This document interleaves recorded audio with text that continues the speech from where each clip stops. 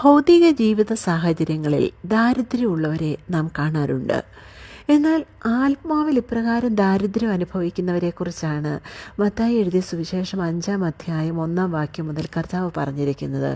ഇവിടെ കർത്താവിൻ്റെ ഗിരിപ്രഭാഷണത്തിൽ നാം ഇങ്ങനെ കാണുന്നു: ആത്മാവിൽ ദരിദ്രരായവർ ഭാഗ്യവാന്മാർ, സ്വർഗരാജ്യം അവർക്കുള്ളത്. പ്രിയരെ, ആത്മസാന്നിധ്യത്തിൽ സദാ ജീവിക്കുവാൻ ആഗ്രഹിക്കുന്നവരാണ് തൻ്റെ ആത്മീയ അവസ്ഥകളെ തിരിച്ചറിയുകയും കൂടുതലായി പരിശുദ്ധാത്മാവിനെ ആഗ്രഹിക്കുകയും അന്വേഷിക്കുകയും ചെയ്യുകയുള്ളൂ.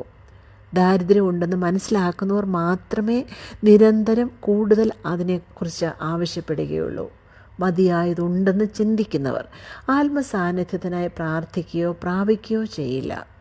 ആത്മസാന്നിധ്യത്തിൻ്റെ പ്രാധാന്യവും ആവശ്യകതയും അറിയാവുന്നവർക്ക് ഈ ദുഷ്ടലോകത്തിൽ ജീവിക്കുമ്പോൾ വിശുദ്ധിയോടെ പ്രാർത്ഥനയോടെ ഒരു ജയകരമായ ക്രിസ്തീയ ജീവിതം നയിക്കുന്നതിനും അവരുടെ ശുശ്രൂഷാ മണ്ഡലങ്ങളിൽ ദൈവപ്രവൃത്തി വെളിപ്പെടുന്നതിനും ജനം വചനം കേട്ട് ഗ്രഹിച്ച് വിശ്വസിച്ച് വിടുതൽ പ്രാപിക്കുന്നതിനും ഒക്കെയായിട്ട് കൂടുതൽ ആത്മശക്തിക്കായി നിരന്തരം ആഗ്രഹിച്ച് അത് ലഭിക്കുവോളം ദൈവസന്നിധിയിൽ ജാഗരിക്കുന്നതിന് ശ്രദ്ധിക്കുകയുള്ളൂ.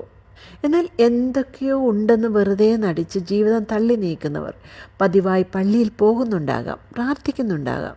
പക്ഷേ ആത്മാവിൽ പുഷ്ടി പ്രാപിക്കുന്നതിനെക്കുറിച്ച് അവർ ചിന്തിക്കുന്നുണ്ടാവില്ല. അതിൻ്റെ ആവശ്യകതയെക്കുറിച്ച് അവർ ബോധവാന്മാരല്ല. അവർ മനസ്സിൽ തൃപ്തരാണ്.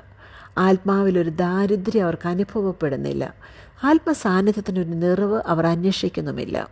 വെളിപ്പാട് പുസ്തകത്തിൽ ലവദോക്കിയ സഭയ്ക്കുള്ള ദൂതിൽ കർത്താവ് ഇങ്ങനെ സംസാരിക്കുന്നത് ശ്രദ്ധിക്കുക: ഞാൻ ധനവാൻ, സമ്പന്നനായിരിക്കുന്നു, എനിക്കൊന്നിനും മുട്ടില്ല എന്ന് പറഞ്ഞുകൊണ്ട് നീ നിർഭാഗ്യനും അരിഷ്ടനും ദരിദ്രനും കുരുടനും നഗ്നനും എന്നറിയാതിരിക്കയാൽ നീ സമ്പന്നനാകേണ്ടതിന് തീയിൽ ഊതിക്കഴിച്ച പൊന്നും നിന്റെ നഗ്നതയുടെ ലജ്ജ വെളിവാകാതെ വണ്ണം ധരിക്കേണ്ടതിന് വെള്ളയുടുപ്പും നിനക്ക് കാഴ്ച ലഭിക്കേണ്ടതിന് കണ്ണിലെഴുതുവാൻ ലേപവും എന്നോട് വിലയ്ക്ക് വാങ്ങുവാൻ ഞാൻ നിന്നോട് ബുദ്ധി പറയുന്നു. പരിശുദ്ധാത്മാവിൽ നിറഞ്ഞ ഒരു ജീവിതത്തിനായി കർത്താവ് സഭയെ നിർബന്ധിക്കുന്നത് ഇവിടെ കാണുക.